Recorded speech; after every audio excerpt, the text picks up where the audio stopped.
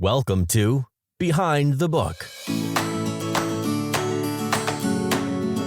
It's time now for Behind the Book, hosted by Tess, Thompson, and Karen McQuestion, two authors with a passion for books, no filters, and limitless curiosity. Join them now to find out the real story behind your favorite books and authors. And now, Behind the Book.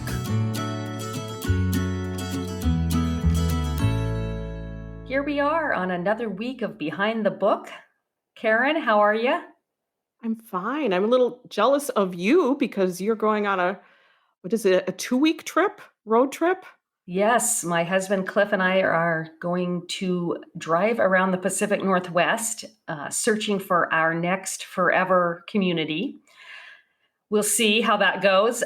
Right now, I'm finishing up just the last touches of a book, so I've been so focused on that, I haven't really even been thinking about the trip. But as soon as I send that off to the editor, I will be in vacation mode. So do you have the trip all planned out? Like you know exactly where you're going to be on what days and Yeah, so I basically went on Expedia and picked out the different cities that we're interested in and booked hotels. So we start, the first day we drive to Spokane. And for those who don't know, I live in a suburb of Seattle. So Spokane's about 5 hours. So we'll spend a couple days there, and then we head over to Missoula, Montana, then Helena, Montana, then Bozeman, Montana, and finally to Boise, Idaho. really fun. Are you thinking you might not come back if you have too much fun? Leave the house and the kids and just And just start fresh somewhere else? start for the open road. No, I'm pretty sure that I'd have to come back for the kids. I'm a little worried that they're gonna. Who knows what will happen in this house with a young adult and 2 teenagers And 5 cats. and 5 cats. Yeah. That's right. The cats are going to really miss you. We don't know about the kids. Yeah. But they'll be standoffish for a few days. That's how cats roll. Absolutely. Well, I hope to someday go on a road trip, but nothing is in the works right now. Maybe we can take a road trip together, kind of Thelma and Louise. Oh, okay. I'm up for that. As We could do antisocial that. as I am, I'd still do it just with you, Tess. We could do the podcast from the road. That'd be Yeah, pretty we fun. could. So what are you working on? Anything interesting? You said you were finishing a book. Do you have the title? Yes, it's The Patron. Mm-hmm. It's the second of the contemporary Emerson Pass books. And this one, it was one of those hard ones to write. And I don't know if it's just because I've been a little burned out, but it definitely felt like work. And I'm hoping that it, will have the magic that I like to have in my books, just the sort of entertainment value, but also kind of the emotional kick. But one can never tell. And so I just have to send it out to the world and hope for the best. Well, I've noticed that there's no correlation between whether sometimes books seem to write themselves, they're effortless, and other times it's more of a challenge. But I don't think that the reader can tell if I they hope love not. the characters and they're intrigued and they want to know what happens next. It's a wonderful experience for them regardless of the effort that went into it. So, knowing your books as I do, I have a feeling you're going to be just fine. Um, so don't worry, you can sleep well at night. It's all good. As for what I'm working on, you were finishing something, I'm beginning something, and it's called The House Sitter, and it's about a woman who's in a house as the neighbor comes over because she says, I didn't know that Katie and Josh had a house sitter. They asked me to keep an eye on the house. And the reader comes to realize that this woman shouldn't be in the house.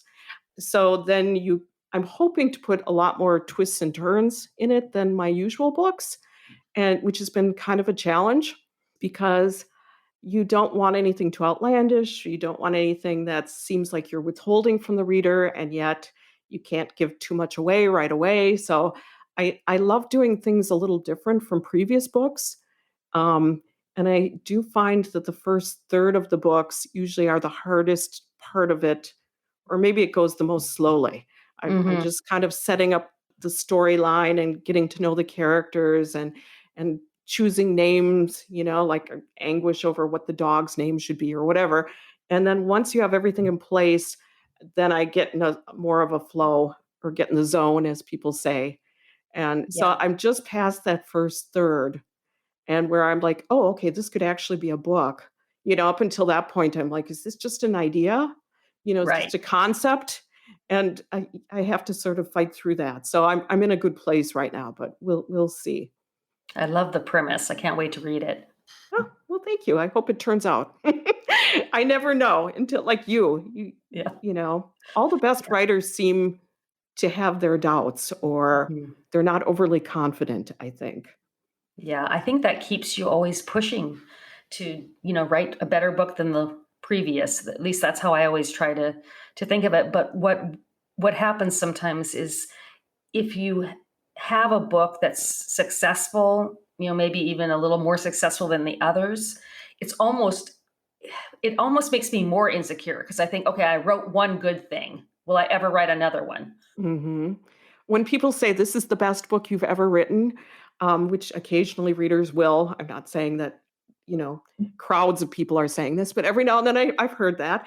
And then I think, oh, please don't say that, because now I feel like, I'll never be able to surpass that, and of course, there'll be other readers that like another one better. So it Mhm. all evens out, I think.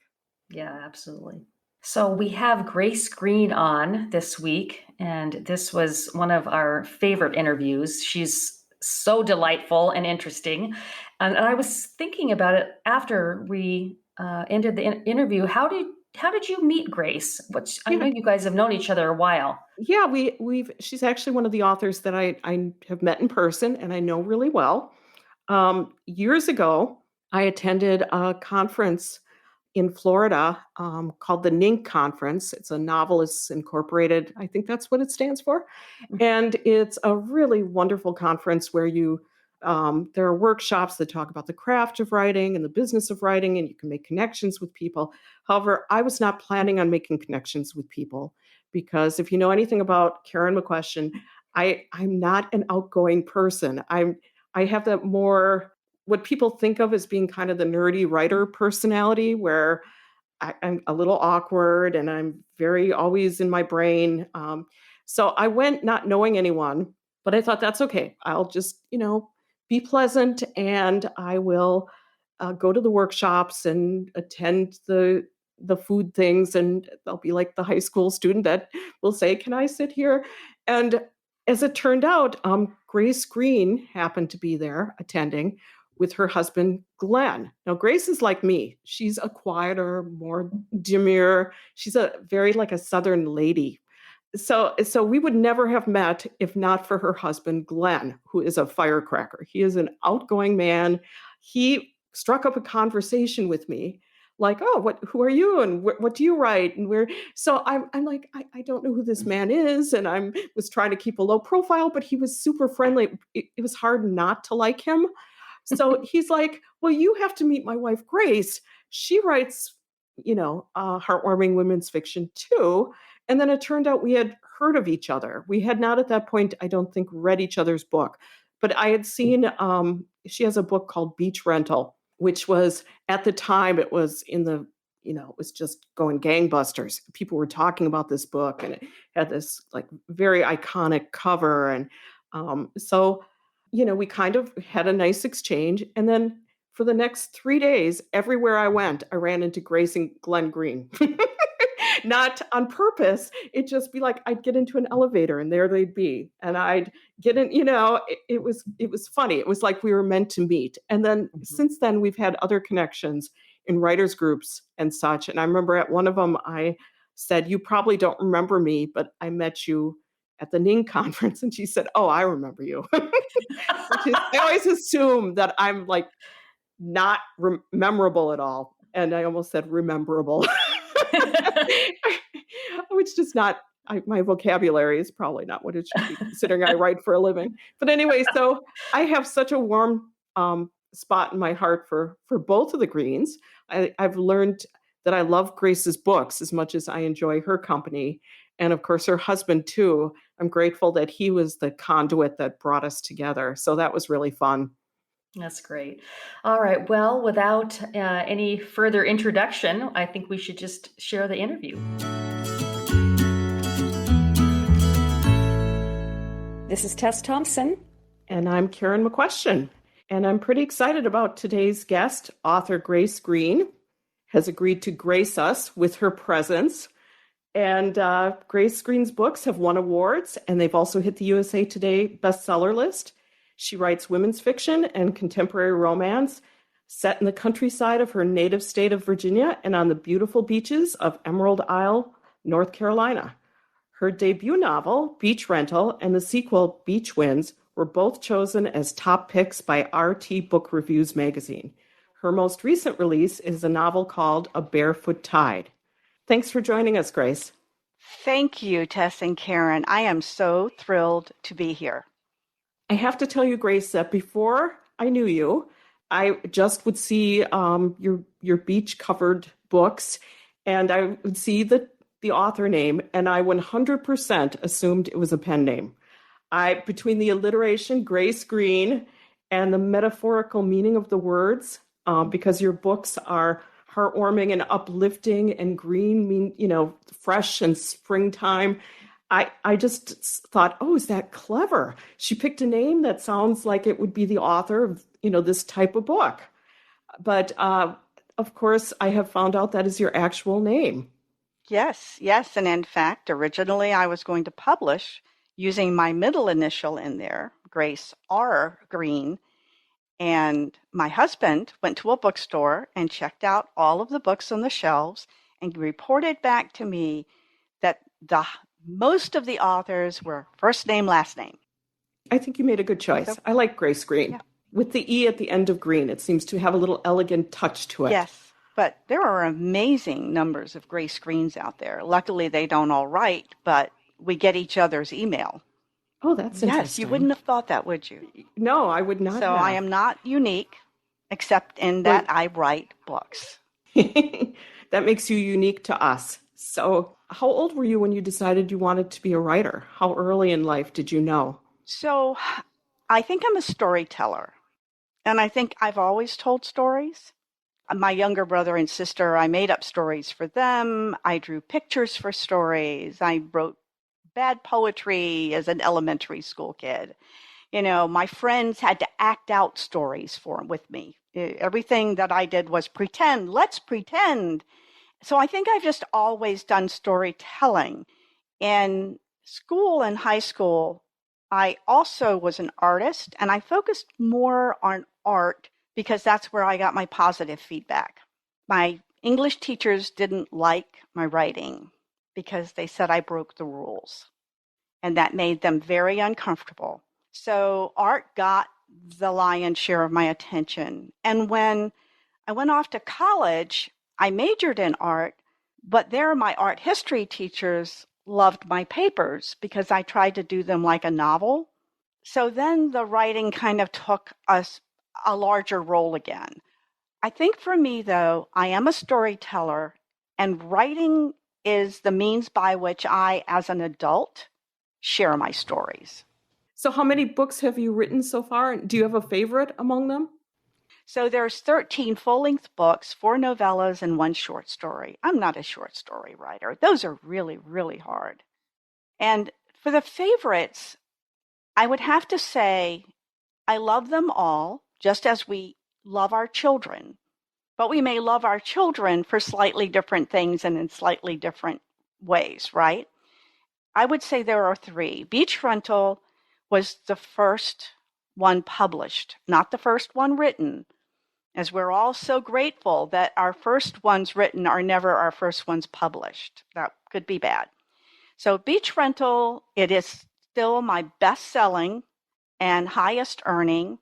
And even though it's been out since 2011, I feel like I could get in my car, drive down to Emerald Isle, and get right there to Julie's house and go visit. They are still as real to me today as the day they went on the page. The second book comes in the middle of all this range of books, and that would be The Memory of Butterflies. Memory of Butterflies was the easiest book I've ever written, and it sold really, really well. People love it still.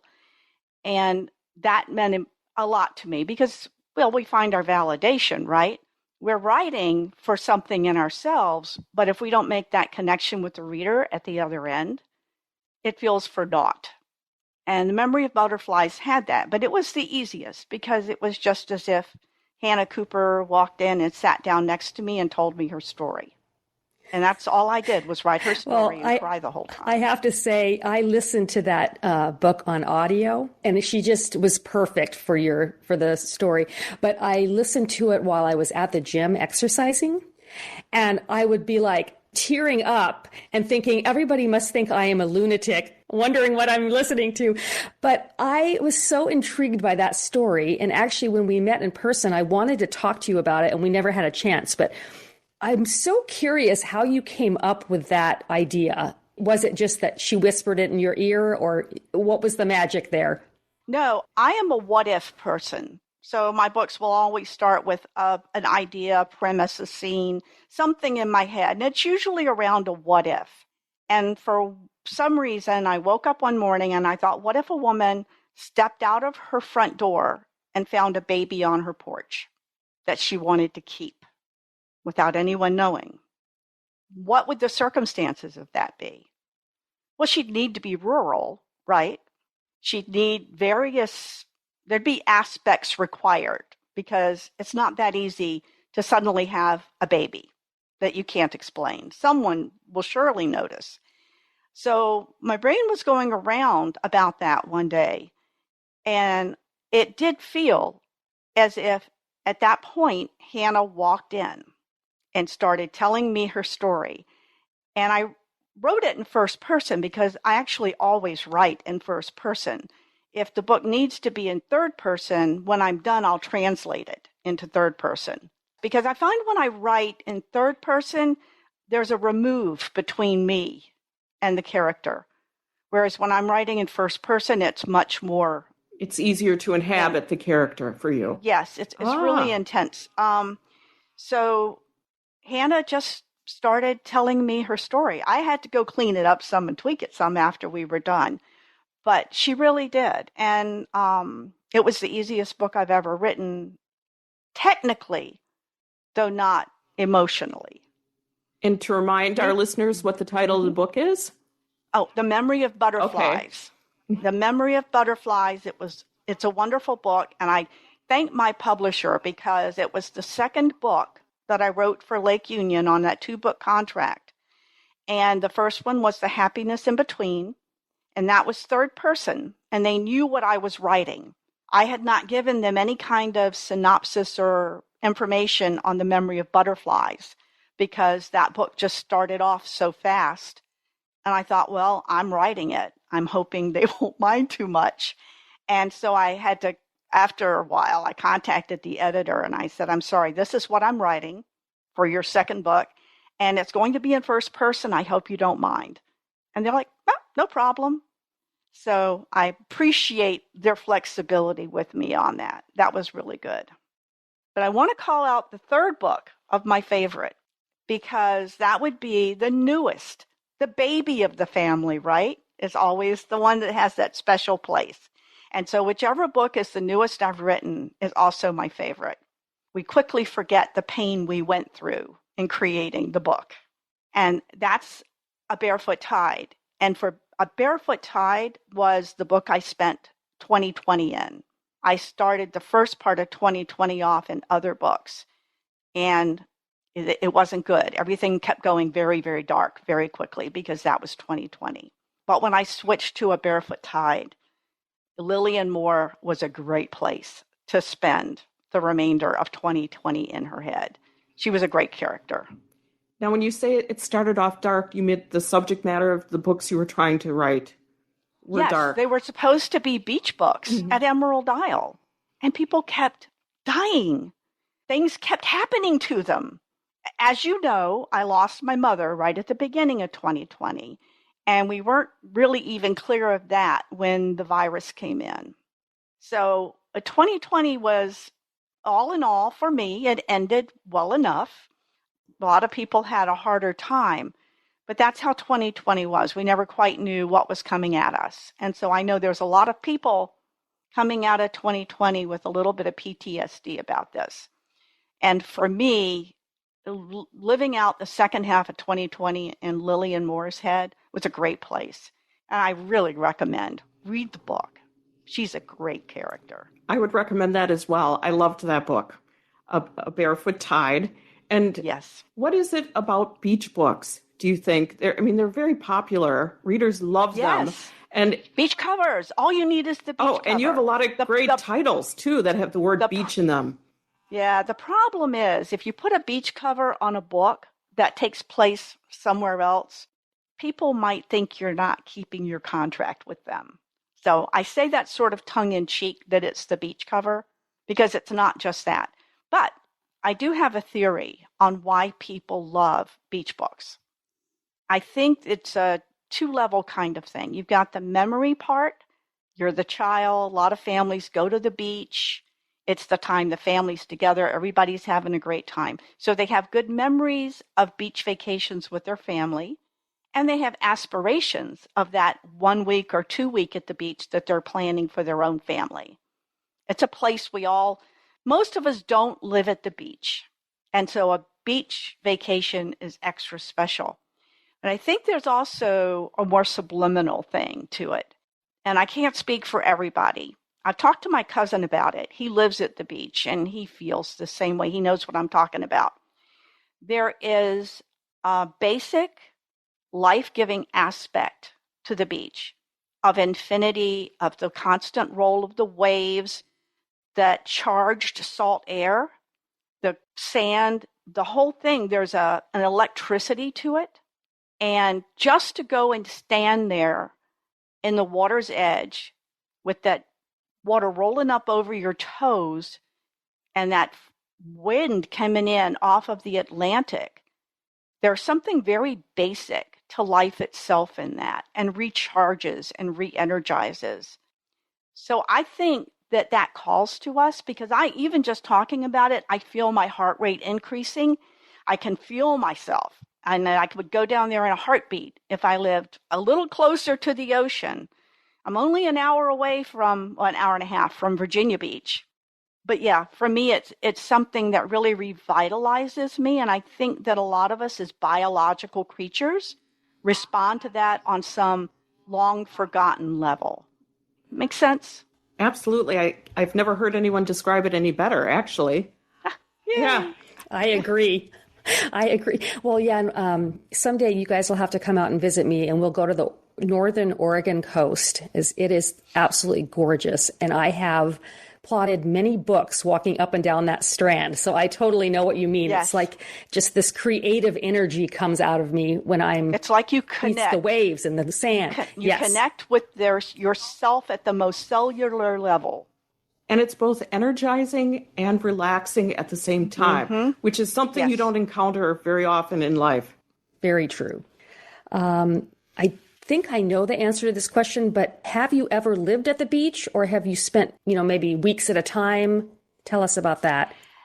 I love the ocean. I just love the ocean. Growing up, my dad would take us to the ocean, but Dad didn't like the ocean. And Dad did not want to risk having to get into the ocean to save his children. So while we were allowed at the ocean, we weren't allowed to do very much at the ocean. So when I got a little bit older, I went away to camp. And this is a scene in A Barefoot Tide where we had to have partners. I was 13, right? You're at camp. You got to have a partner to get in the ocean. I got my partner. She's a real sweet girl. Her name was Cheryl. I did not know until we went down to the ocean, and I'm thinking, finally, I'm going to get in the water and do my thing, that Cheryl was afraid of the ocean. Cheryl would not get her big toe wet.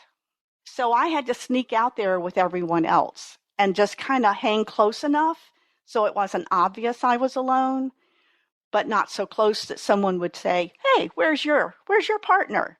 And I got into trouble. And as in A Barefoot Tide, I went up one time and the wave, I timed it wrong. It knocked me under. And what happened with Lillian under that water was what happened to me. So I won't go into detail about that. I survived. No one found out. And I wouldn't tell them because if I did, they wouldn't let me go back. I love the ocean. I love being beside the ocean, in the ocean. My aunt lives at Emerald Isle, and she's the one who introduced me to Emerald Isle. And we do go down there quite a bit to visit her. And that first time I went down there, we rented a house, had a wonderful time with all the kids. But I would be down there. I would live at the ocean if I could, but my husband does not care to live at the ocean. But at least So there's choices we make in our lives, husband, ocean, that had to be terrifying, being pulled under like that. And yet you still love the ocean. Now, there was a moment where it almost became terrifying, and then everything grew very calm.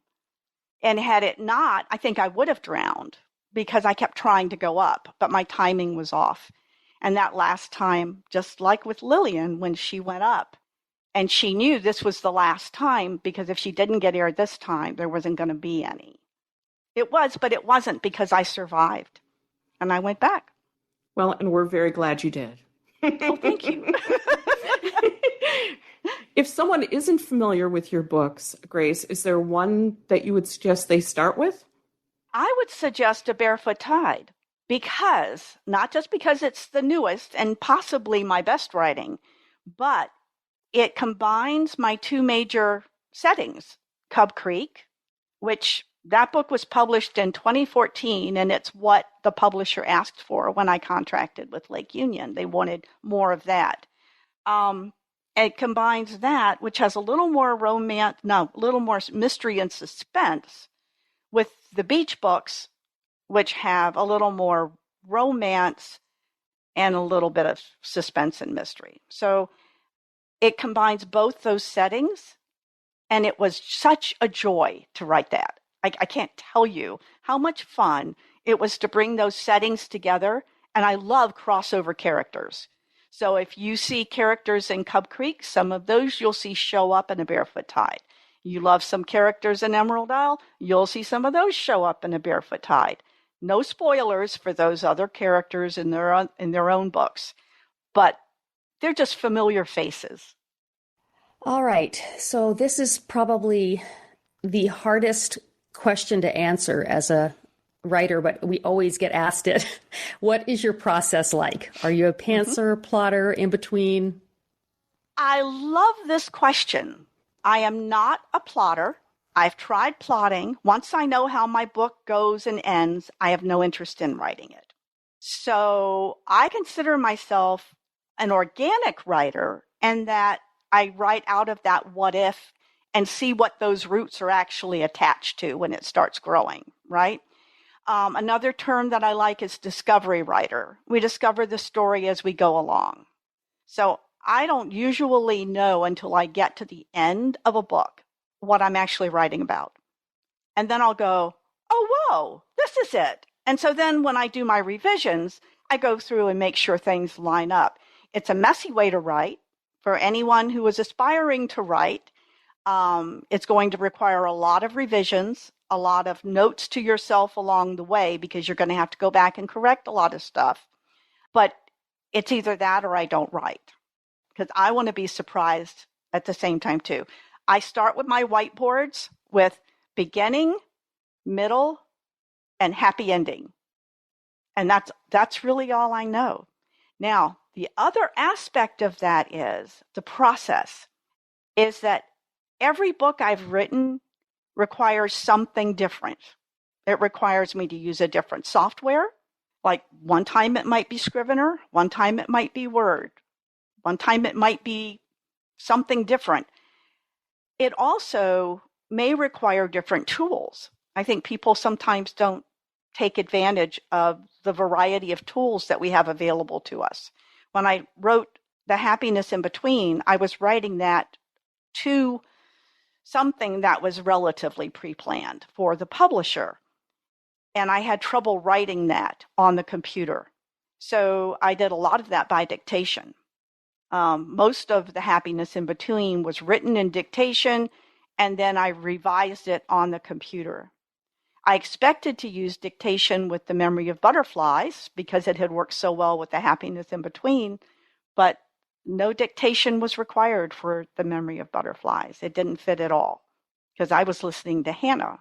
So I think every process is different. And I think if people try to force themselves into the same process, whether it's with software or the tools, I think they're selling themselves short.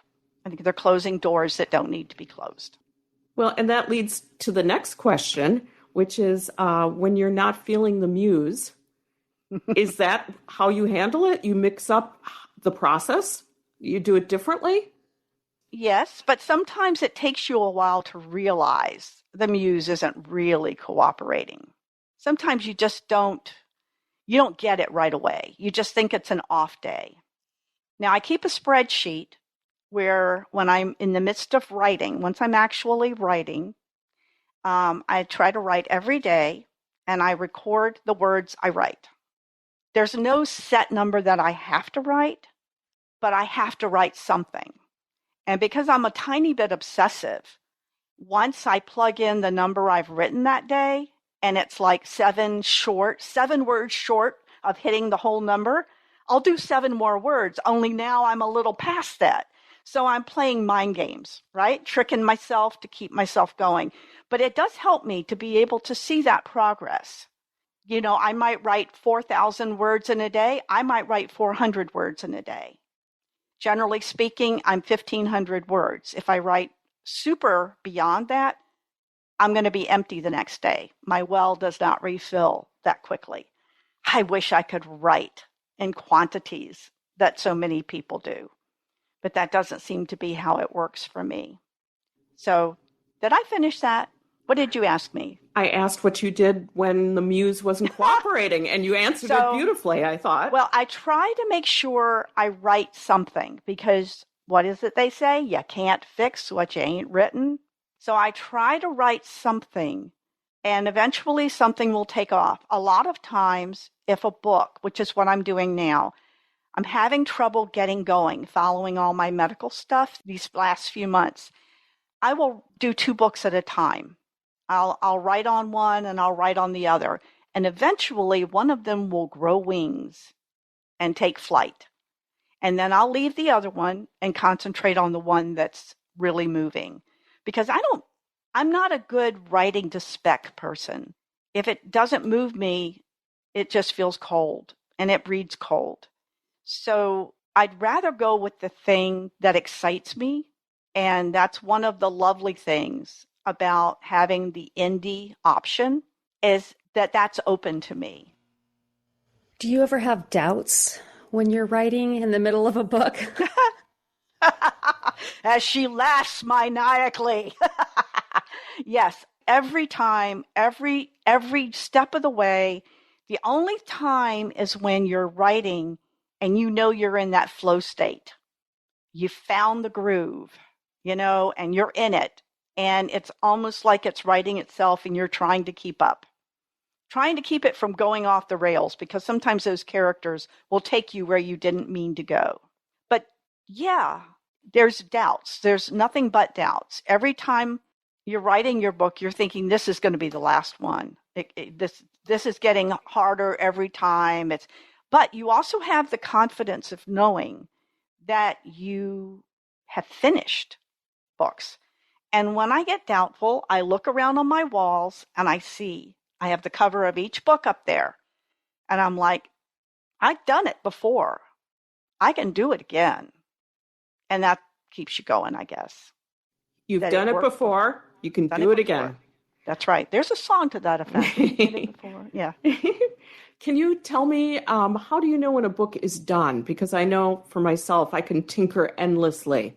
When do you say enough? It's as good as I can make it. Okay, so I know it is a complete story. May not have polished editing all the way, but that's just ironing the curtains, right? Okay, it's going to sound strange. You're going to think I'm crazy, but it's how my brain works. It's like a timeline that I see. It's in my head, And it's like a long ribbon timeline. You know, the old tape measures that you would use when you were sewing? And the book is just suddenly laid out to me as if it's a whole and complete life. And it's like a piece of my brain, right, laid on there. And I don't feel any gaps. I don't feel any holes in it. I know I'm a little bit that synesthesia, where you get some mix up in your senses. And so if someone says to me, what month is it? The first thing I see is a big wheel that looks like and it's laid at about a 45-degree angle, and it's like pie slices with months. And then I can find the month I'm in. So that's that weird thing about my brain. And so I can write and write and write, and I can finagle with the timelines, and I can try different tools to make sure I don't have gaps. But one day, all of a sudden, I can see this timeline. And it's the whole book, and there's no gaps. And I go, it's a story. Okay? Am I crazy or what? No, that's fascinating. I've never heard anyone describe it like that. I love it. Yeah, like a time like you would have in some of those old chronology history books. You see the pages, the big chronology, only for me it's on a ribbon. So if people have weird stuff like that, they should embrace it and use it as a tool. Don't be embarrassed. But you don't have to talk about it either, because people will think you're crazy. Well, you can after you have a career that you've had, and you can tell people. But maybe if you're still working on your first book, keep that to yourself. There you go. Good advice. All right. So I'm curious about this. Do you know what your why is in your fiction? Like, what do you think is sort of your core story, your most profound gift to the world? Like, what do you feel that is in your books? I think that's a great question, because if you've written any number of books, you're probably going to, when you go back and you look through them and you're writing the blurbs, you realize you're writing the same thing over and over again. And the more books you do, the more apparent it becomes. And what I see as that theme, it's not a conscious theme in writing, it's something deep in our own core that comes out in our stories that we don't recognize ourselves, right, until we go back and look, is to define your life. If you don't, somebody else will define it for you. Do not let yourself be subject to the whims of others. Figure out who you are and define your own life, lest it be defined for you. And that you see as a recurring theme in all your books. Yes. And I was going back during this down period where I have not been doing a lot of writing. I turned a couple of my oldest books into hardcover books. And in going through and reading through, making sure I've got the chapters lined up, I saw where the character in there, her guardian, had exactly said that to her. And I went, wow, I forgot about that. I forgot how clearly stated on the nose it was in that book. And it's true. It's the same thing I wrote in A Barefoot Tide. Don't let others determine your life. Define it for yourself. I think a lot of us grew up, oh yes, and when I was in elementary school, we wore the full skirts with the crinolines. There were expectations. There were rules you had to follow if you were a girl and rules you had to follow if you were a boy. I desperately wanted to take shop in high school, and I desperately wanted to take drafting. And I was not allowed because I was a girl, and I was told to take home ec. So I refused to take home ec, and I hung out for a couple hours every day in the art classroom. And they just bent that much. And so I got my way on that. But yeah, I think that a lot of us, and we still do to some extent, grow up in a time, and I grew up in a time where those expectations were there. My mother never really put expectations on me. You know, my grandmother would say, Grace, when you come to my house, you can't wear all those old cast-off women's clothing because you're pretending to be a colonial woman. Because the neighbors won't understand. And when I was a child, I went from neighbor's house to neighbor's house asking for old clothing, for old women's clothing. I never thought about what they must think about my home life, that I was out looking for old clothing. You were pretending. I was pretending. I had a whole world of worlds. I think that within our brains, there are many mansions. I think there are limitless capabilities, and we only limit ourselves. So if you don't limit yourself, you can have all of that.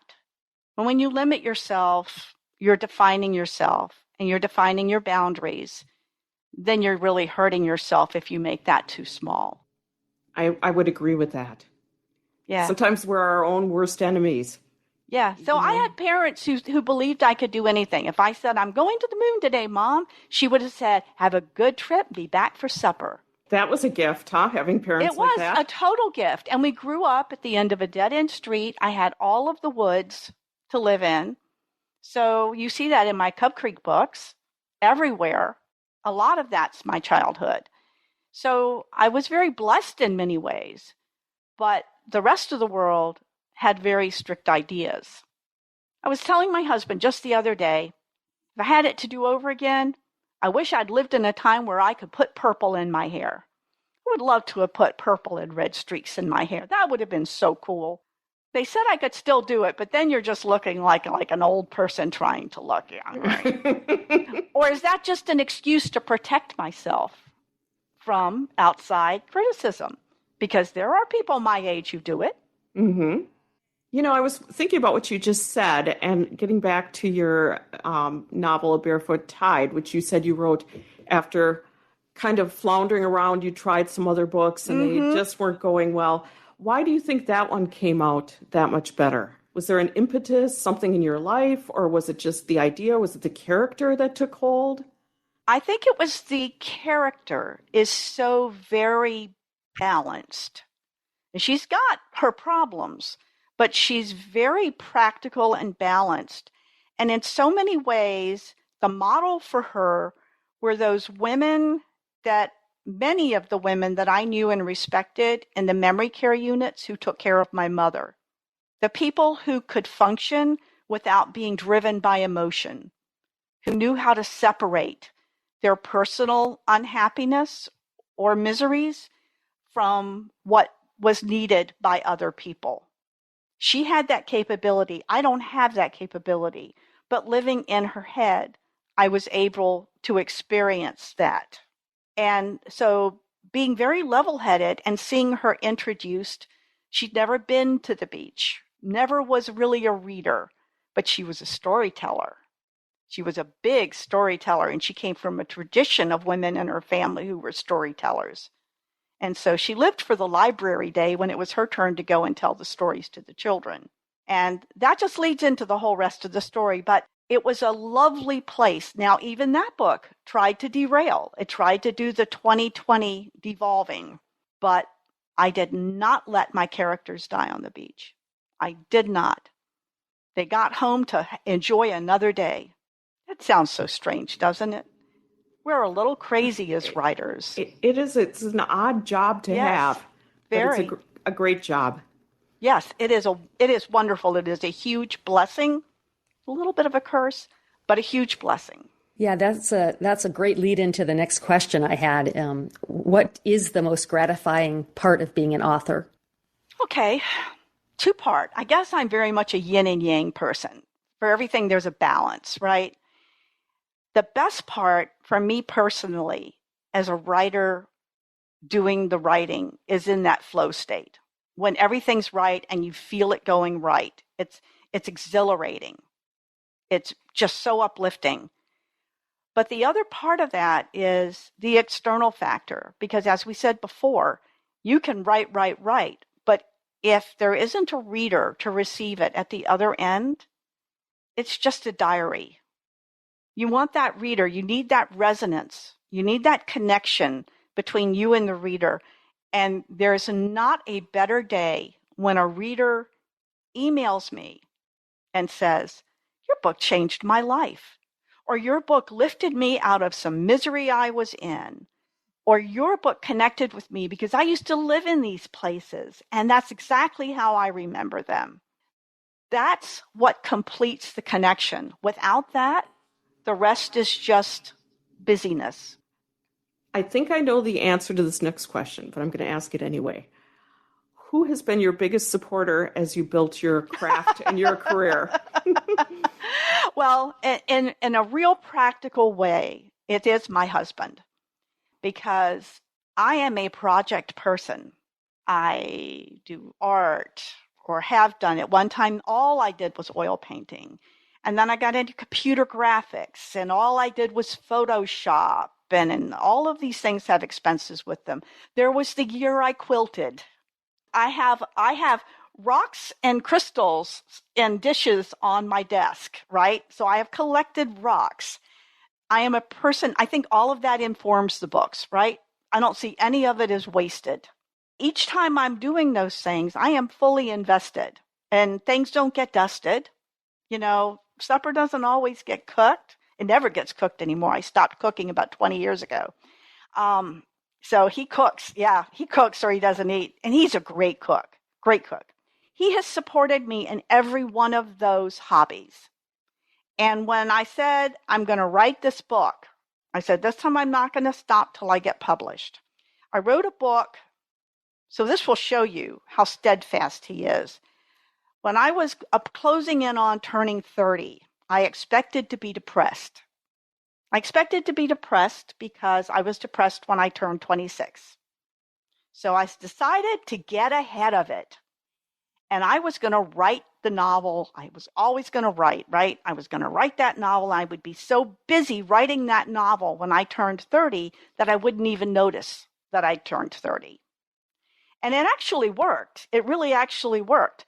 But he bought me, to show you how old I am, he bought me a used Selectric typewriter so that I could write. And that's what I did. I sent it off. This is good for aspiring authors to hear. I sent it off to St. Martin's Press and got a lovely letter back from them that said they couldn't use that one because it was just a very sad book, but that if I wrote something else, they'd love to see it. So I was like, great, let's go for that. And I ran and I started writing a new book, and I got about 3 chapters in and it blew up and just went away. There was nothing. Back then, there was no internet. There were no way to reach out to people except if you were in some sort of club, writing club or critique group. I didn't know there were strategies for getting past that 3rd chapter mark, that was pretty common actually. So I took rejection, and I took it very literally. I'm good for like 1 rejection letter and then I'm done. So if you're an aspiring writer, please don't do that. Please keep trying. Don't take the rejection personally. Don't take it to heart. Learn from it or not, but just keep writing the next book. My favorite story about your husband is that he brings you lunch when you're working. Yes, he does. Yes, he brings me lunch. I had to heat my own lunch up today, because he's doing a good deed elsewhere today. So I was on my own, but I managed. I managed. He is an excellent cook. He is probably too good a cook. I can blame him for my excess weight. But he's really good, and he tries very hard. If you have, spouses and families, it can be hard to shut the door and be able to stay focused. And he tries really hard to give me whatever I need in that space. Yeah, I don't think any of the 3 of us could be here doing what we've done without our spouses. Yes. Yeah, I had to try spouse number 2 before I got it right. But you ladies picked well the first time. And it's not easy. We give them credit because they didn't really sign up for this. They kind of came along for the ride. And while my husband was very supportive in these various projects through the years, the writing one was really becoming involved. And I don't know that he really believed I would really finish and take it to that length. but only once did he even hint that he doubted. And I gave him a lot of credit for that.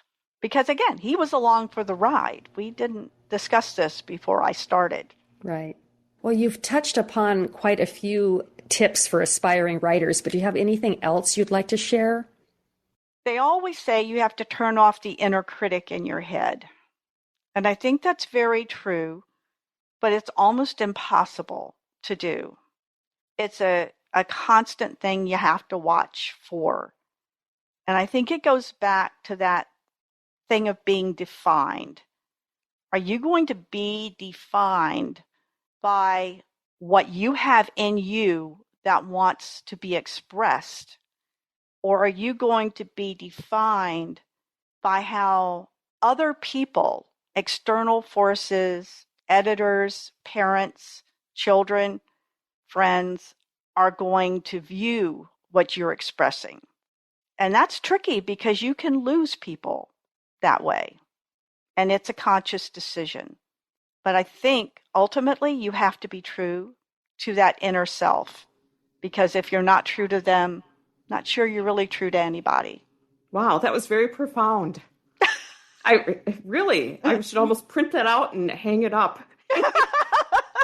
This joke, there's only 7 stories, but each individual tells that story in their own beautiful way. And I think for younger writers to just trust that you do have something special inside you that the world does need, and not, constantly say to yourself, well, I don't have anything to say, or nobody wants to hear me. If you can reach into that deeper place in yourself of belief.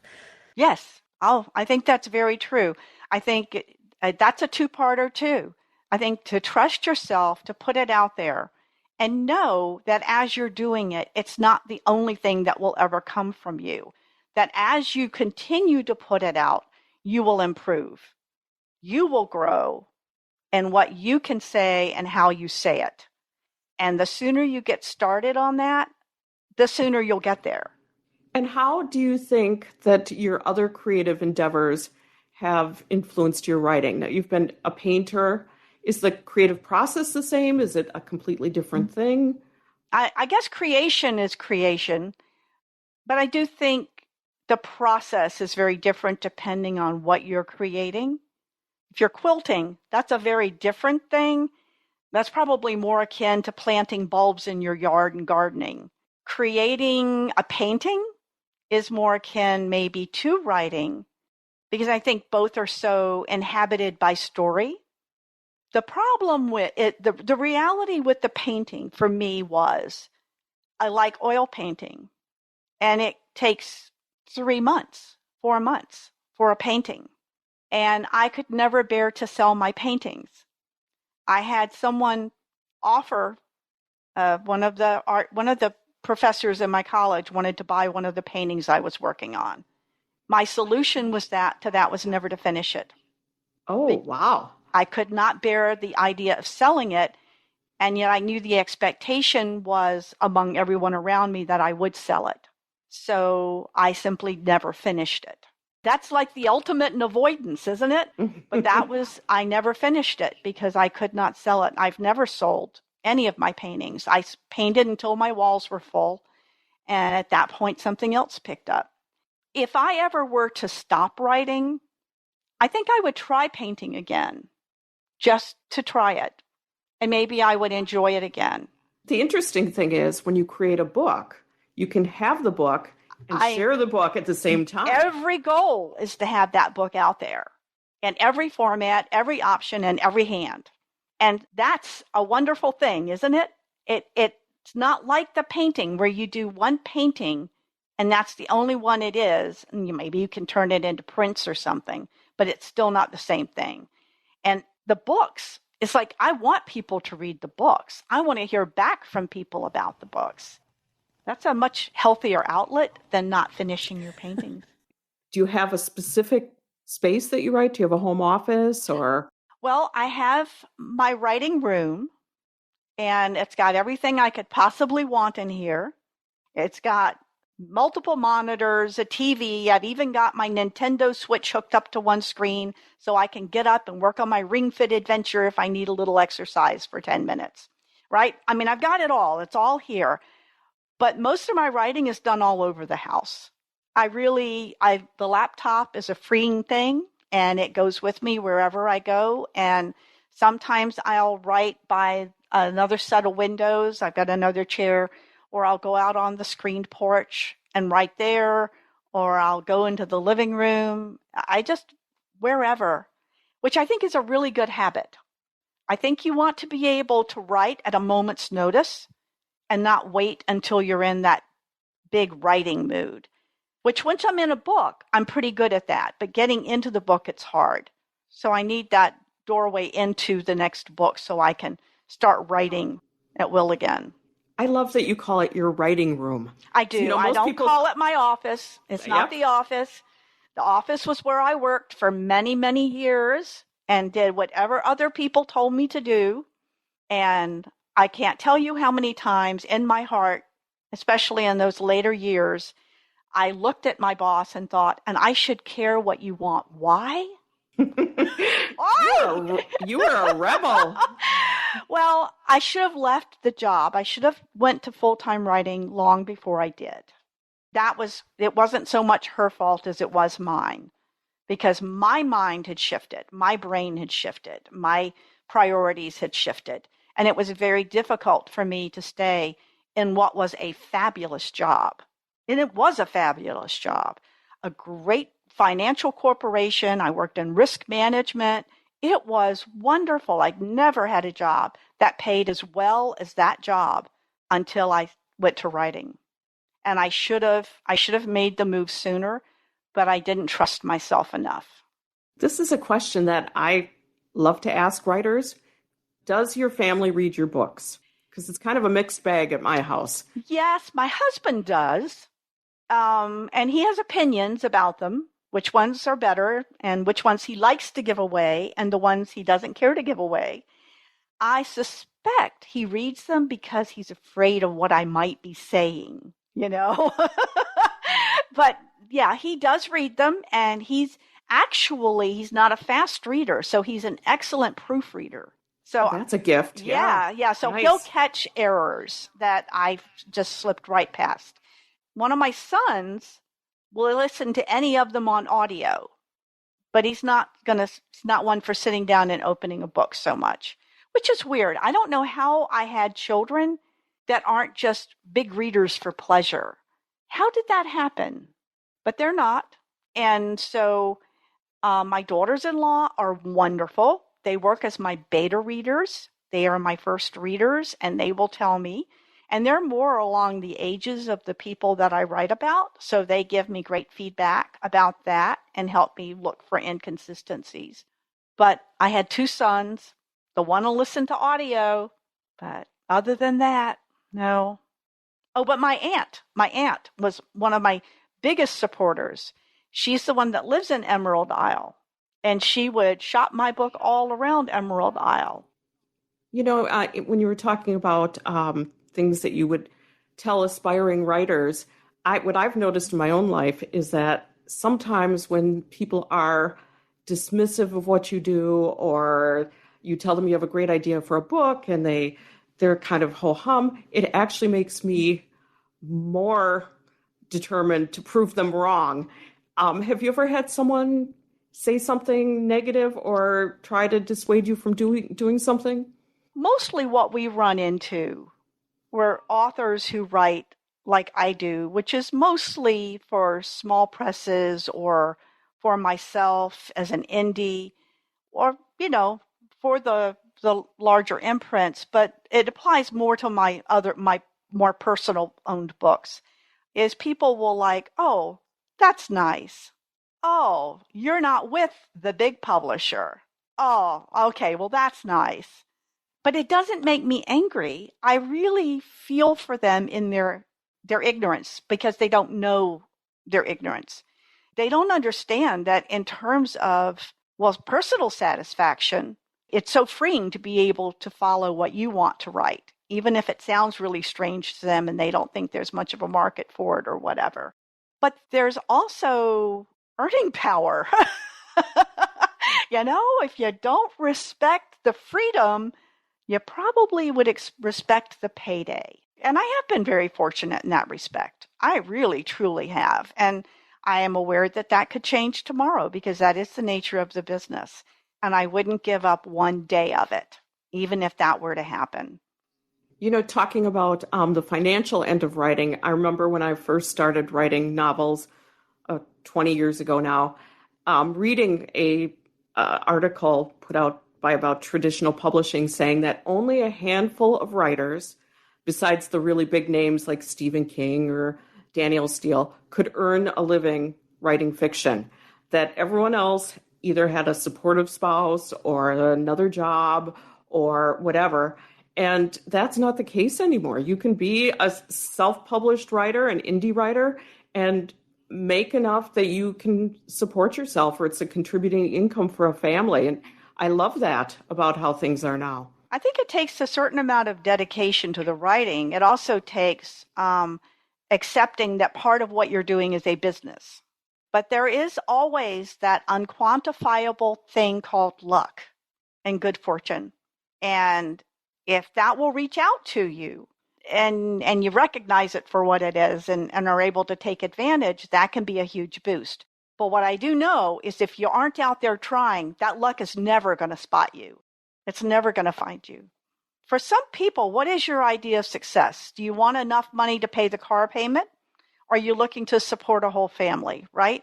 But if you've been doing it long enough and really learning your craft and trying to be smart and something's not working, then you have to look at your business model. You have to look and see where you may be missing opportunities there. And maybe those are things that can be fixed. Maybe they're not. Maybe what you want out of a market is there's just no market for what you're trying to sell. Maybe it's you're doing werewolf ants, taking on, vampire grasshoppers. And maybe the market for that is just very, very limited. So then you need to look at your business model and say, who am I appealing to? If I want broader sales, then I need a broader market. All right, I love this question. Do you ever have dreams or nightmares about writing? So I don't think I understand the question.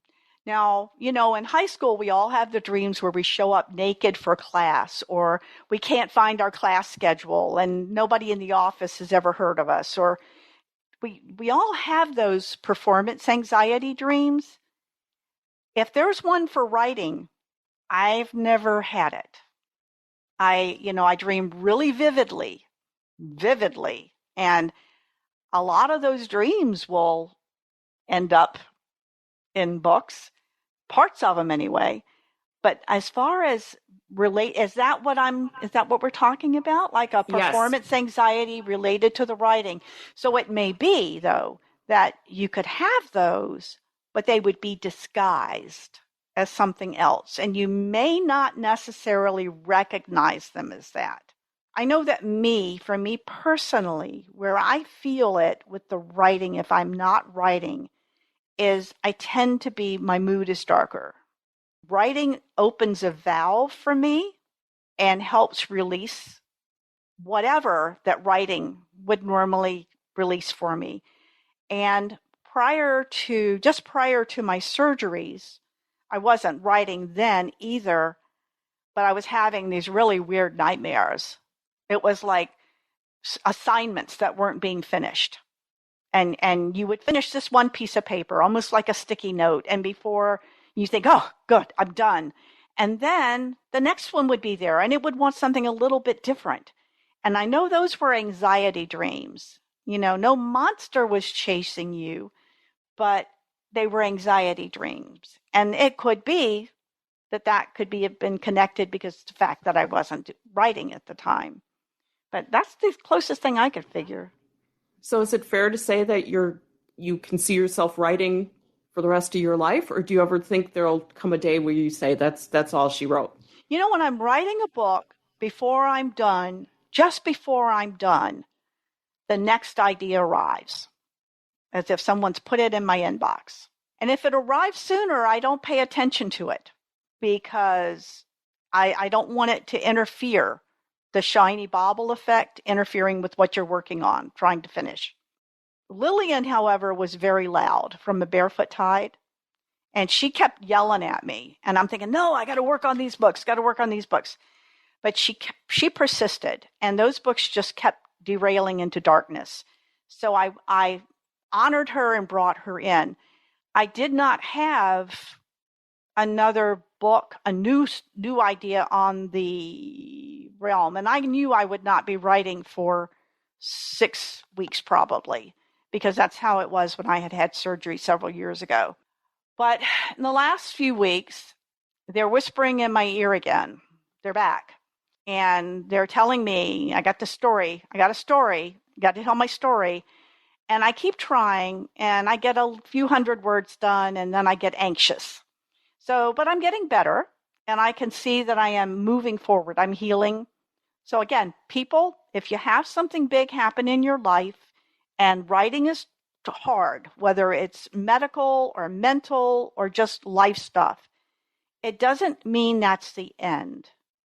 You have to give your brain and body time to heal, because writing is a deeply emotional thing. That's the only way the emotion gets transferred onto the pages of the book and to the reader, is if you put it in there. And that's a lot. It's like keeping yourself in a constant sympathetic state, which is very hard on your body. And when you're healing, your body doesn't have the tolerance for that. But that doesn't mean it's an excuse not to. So if one day you write 1 word, or one day you write 10 words, that's 11 words you wouldn't have had done. You're priming the pump, right? When you allow your brain to give you the words that it has, that's priming the pump to let the next spate in. We have a tradition here on Behind the Book where we ask 10 bonus questions. They're not writing related, they're just for fun. If you're willing to play along, I'll just ask the question and just whatever comes into mind, just blurt it out. Okay. The first one, what is one food that will never get past your lips? Kale, broccoli, asparagus, organ meats. I will not eat chitlins. Draw the line. Who would you want to play you in a movie? I can never answer that one. I really can't even imagine. She would have to be brilliant. She would have to be wonderful and gorgeous. I just don't know if there's another one of me that would be out there. I would have to agree with that. What superpower would you pick given the opportunity? Flying. I would fly. I would be able to flap my arms and I would soar from treetop to treetop to rooftop. I would fly. At the end of your life, what do you hope you'll have accomplished? I would like to leave something behind that somebody could pick up one day, even by chance, and just go, oh, whoa, I just had something added to my day or to my thinking or to my life. And I don't see why that can't happen. Though we leave the books out there, and even when we pass on, look how many authors I enjoy reading who are no longer with us. Now, there are a lot of books. You can get lost in obscurity. But as long as it's out there, somebody might yet pick it up and gain something from it that benefits them. What is the worst job you've ever had? Well, that's a hard one. I have had jobs that had good and bad points. I totally burned out on customer service.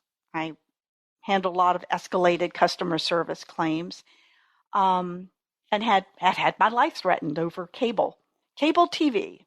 So with everything, there's benefits and there's not so good things.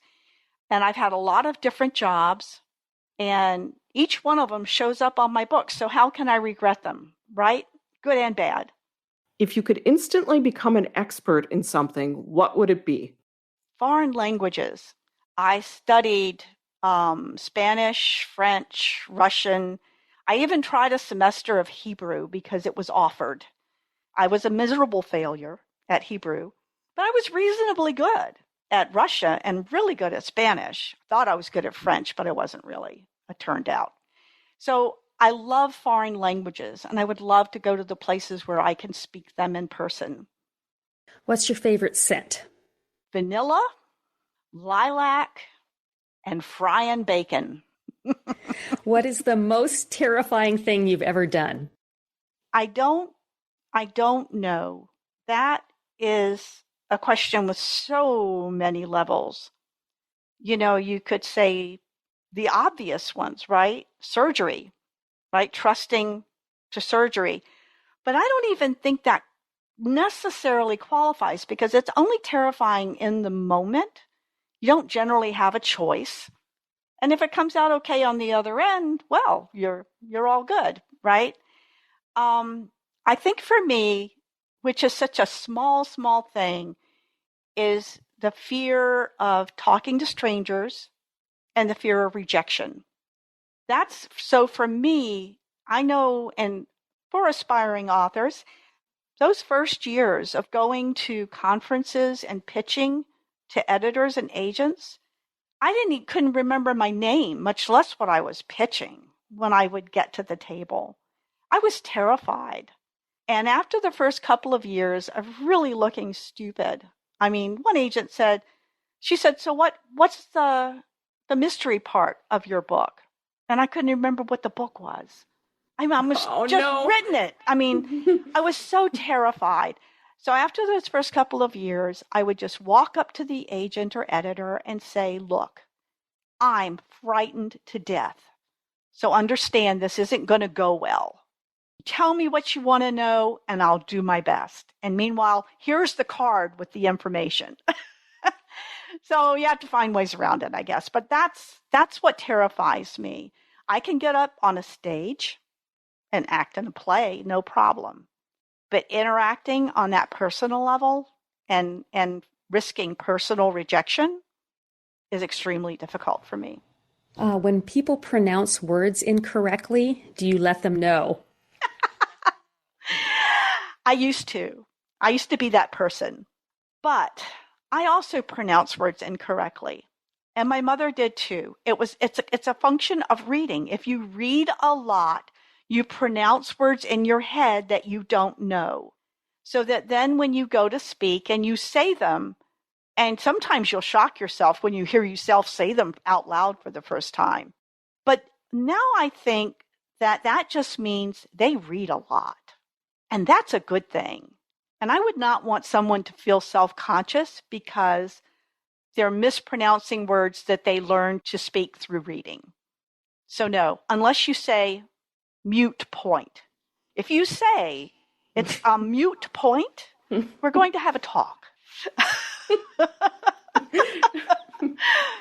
And if you could live your life over again, would you want to?